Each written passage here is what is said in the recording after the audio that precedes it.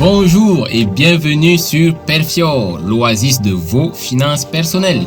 Ici, nous parlons d'argent sous toutes ses formes pour vous permettre de développer vos capacités d'obtention, mais surtout de rétention d'argent. Aujourd'hui, on s'attaque à un très gros morceau, l'argent. Oui, je sais, c'est le but principal de la chaîne, mais vous allez comprendre. Alors, qu'est-ce que c'est que l'argent? L'argent est l'un des 4 métaux précieux, avec l'or, le platine et le palladium.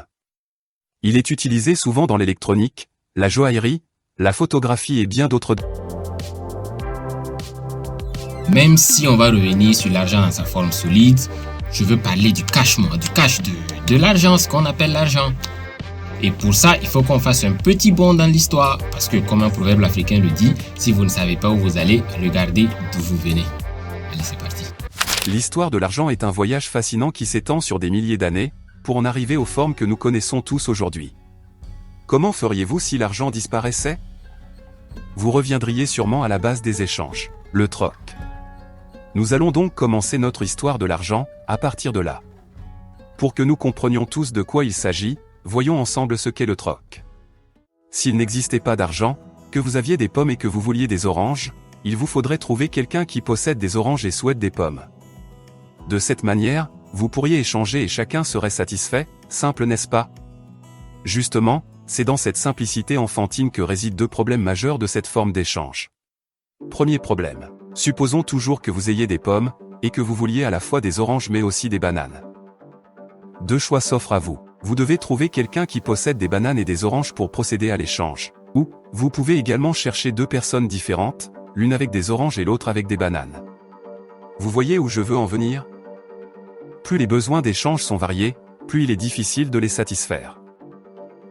Second problème. Supposons encore une fois que vous ayez des pommes, mais vous avez envie de mangue. Malheureusement pour vous ce n'est pas la saison.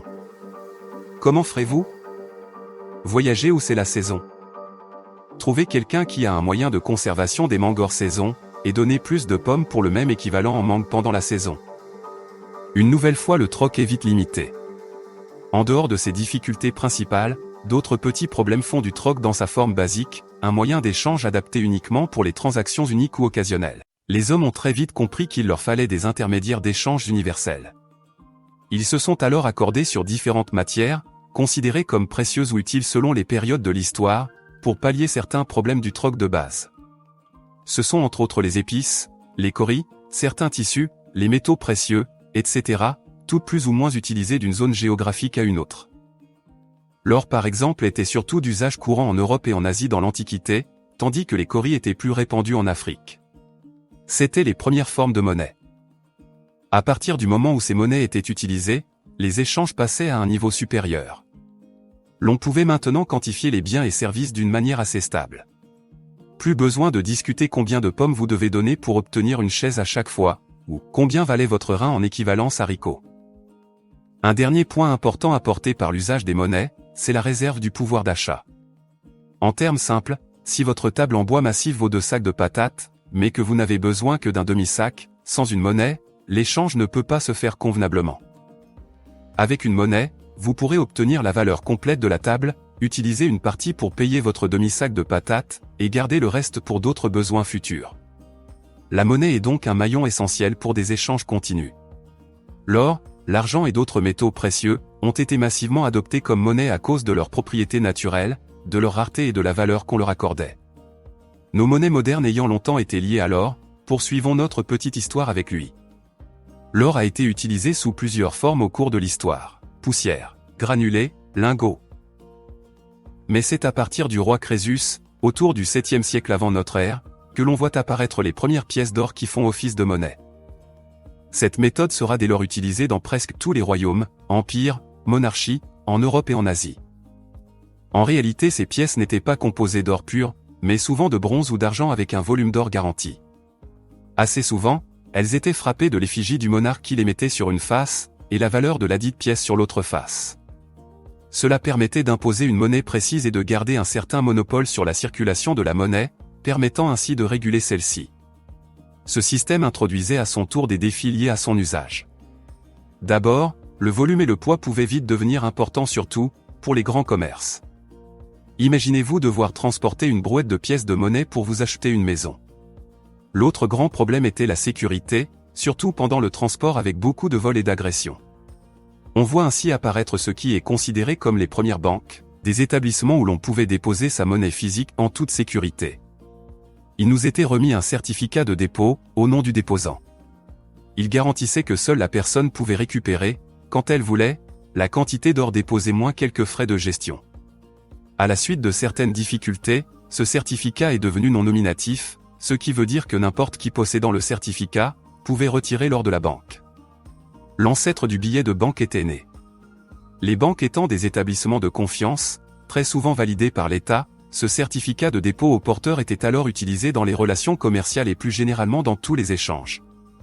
Plus commode à manipuler que la vraie monnaie, les billets de banque sont très vite devenus populaires et les banquiers ont rapidement cherché un moyen d'en tirer plus de profit. Le risque étant faible que tous ceux qui ont déposé leur or viennent le réclamer au même moment, les banquiers ont introduit le crédit bancaire, l'émission de certificats en avance et sans dépôt réel d'or. Nous reviendrons plus en détail sur certains aspects dans une autre vidéo. Les choses vont se transformer, mais tout de même fonctionner sur ce principe, jusqu'à la Première Guerre mondiale. Avec les énormes besoins économiques de la guerre, les réserves limitées et inégalement réparties des métaux précieux, les grandes nations de l'époque vont amorcer une révolution monétaire. Les billets de banque, qui jusqu'alors, garantissaient la possession d'or réel dans les banques ne sont désormais plus liés à celui-ci.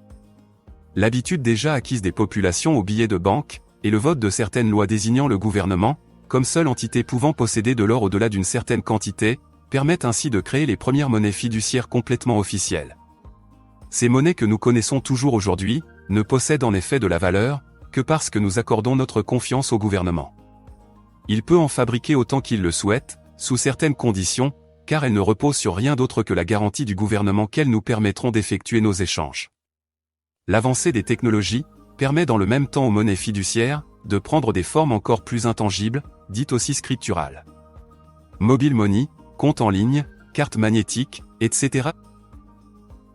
Ce qui est le plus dangereux dans ce système, c'est que les gouvernements ne sont plus les véritables maîtres. Ce pouvoir a été délégué aux banques centrales comme la BCEAO, la BCE, la Fed, mais aussi aux banques commerciales. Coribank, Société Générale, etc. Ces banques, à travers le mécanisme d'octroi de crédit dont nous avons déjà parlé, choisissent selon leurs intérêts propres, de créer davantage d'argent palpable ou fictif, et de l'allouer au secteur d'investissement de leur choix. Le bien-être des populations est mis au second plan, et des abus conduisent à des crises financières globales. Tout ceci, conduit en 2008 un activiste dont on ne ignore encore l'identité réelle, à créer un nouveau type de monnaie totalement virtuelle. Les crypto-monnaies. Le Bitcoin est à ce jour la plus célèbre de ces monnaies. Au lieu de baser notre confiance sur le gouvernement ou des tiers, dont les intérêts peuvent diverger avec les nôtres, le système de crypto-monnaie remet le pouvoir de gestion de la monnaie entre les mains des utilisateurs eux-mêmes. Ces monnaies se veulent proches des anciennes monnaies physiques et partagent ainsi certaines de leurs caractéristiques. Comme toute nouvelle forme de monnaie, les crypto-monnaies ne sont pas encore massivement adoptées, car incomprises et souvent utilisées de travers. De plus, comme elles remettent en cause le système économique et bancaire actuel, elles connaissent une forte résistance de la part des acteurs du milieu. Mais comme toute évolution majeure, les crypto-monnaies seront probablement les moyens d'échange dans les années à venir. Et oui, je vous l'avais dit, je vous avais prévenu qu'aujourd'hui ça serait un gros morceau. Et je comprendrais que vous puissiez pas tout absorber d'un seul coup, rassurez-vous, c'est normal. Ce que je vous conseille, c'est de visionner un peu plus tard la vidéo à tête reposée pour vous permettre de mieux absorber toutes ces vérités dérangeantes. Mais ne vous inquiétez pas, on n'en est qu'à la première vidéo, c'est le tout début de notre aventure ensemble sur l'argent, vous y verrez un peu plus clair par la suite. D'ailleurs, si c'est votre première fois sur la chaîne, je vous conseille de vous abonner, d'activer les notifications, comme ça vous êtes prévenus dès que la prochaine vidéo sort. Sur ce, je vous laisse, portez-vous bien et à bientôt pour la prochaine vidéo. Arrivederci.